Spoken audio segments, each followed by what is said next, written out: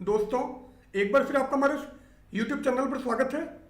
स्थिर विद्युतिकी के अंदर आज हम गाउस का नियम क्या है इसके बारे में विस्तार पूर्वक चर्चा करेंगे।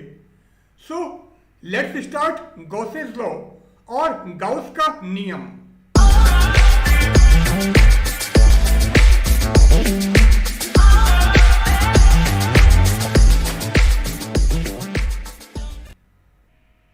नाउ स्थिर विद्युतिकी में गाउस का नियम।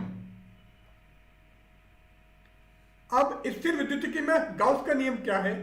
इसे हम गाउस प्रमेय भी कहते हैं।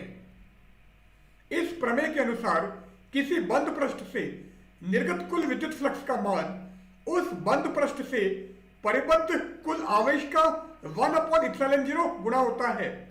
तो अगर आपके पास में कोई भी बंद पृष्ठ है तो उस बंद पृष्ठ से जो कुल निर्गत फ्लक्स होगा उसका मान उस बंद पृष्ठ से जो भी आवेश परिबद्ध होगा उसका 1/ε0 गुणा होगा।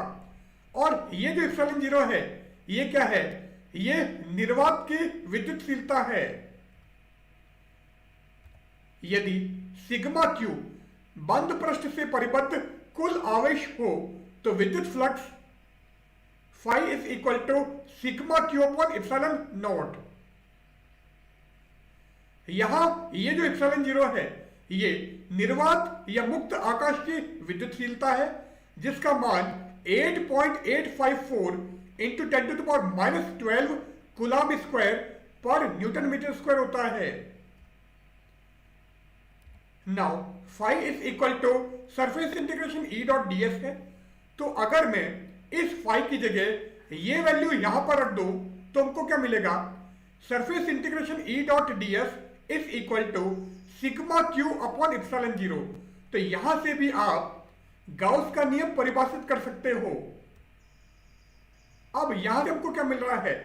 किसी बंद पृष्ठ के परितः विद्युत क्षेत्र का पृष्ठीय समाकलन उस बंद पृष्ठ से परिबद्ध कुल आवेश का 1/ε0 गुणा होता है। सो ये क्या बता रहा है? बंद पृष्ठ के परितः विद्युत क्षेत्र का पृष्ठीय समाकलन ये बंद पृष्ठ से परिबद्ध कुल विद्युत आवेश है और ये निर्वात की विद्युतशीलता है। तो यहां से स्पष्ट है कि किसी बंद पृष्ठ के परितः विद्युत क्षेत्र का पृष्ठीय समाकलन उस बंद पृष्ठ से परिबद्ध कुल आवेश का 1/ε0 गुणा होता है। यदि रो आयतन आवेश घनत्व हो तो पृष्ठ द्वारा परिबद्ध कुल आवेश का मान क्या होगा? Sigma Q is equal to volume integration rho DV, क्योंकि रो हमारा आयतन आवेश घनत्व है और आयतन आवेश घनत्व क्या होता है? आवेश अपॉन आयतन। सो अगर हम यहां से सिग्मा क्यू निकालेंगे तो सिग्मा क्यू आ जाएगा volume integration rho D V. Now surface integration E dot D S है सिग्मा क्यू अपॉन ε0।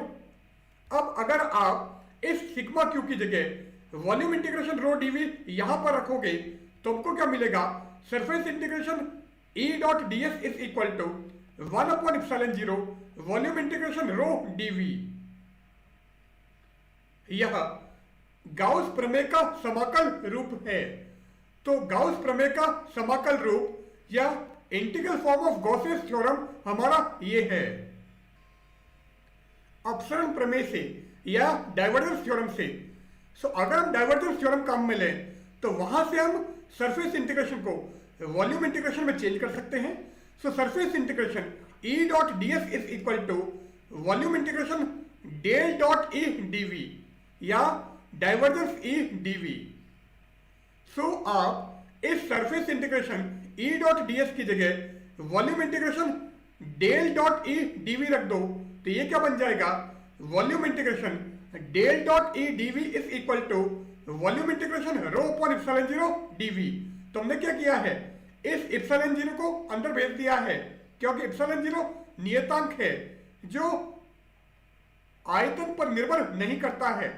अब लेफ्ट हैंड साइड में भी आयतन समाकलन है एंड राइट हैंड साइड में भी आयतन समाकलन है।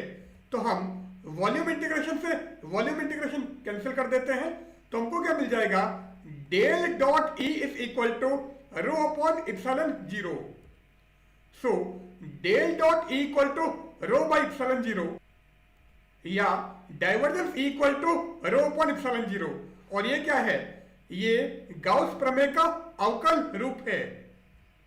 यह गाउस प्रमेय का अवकल रूप है और this is differential form of Gauss's theorem. तो यहां पर हम आज का ये हमारा चैप्टर समाप्त करते हैं। यहां पर हमने गाउस का नियम क्या है इसके बारे में विस्तार पूर्वक चर्चा की है। So good bye.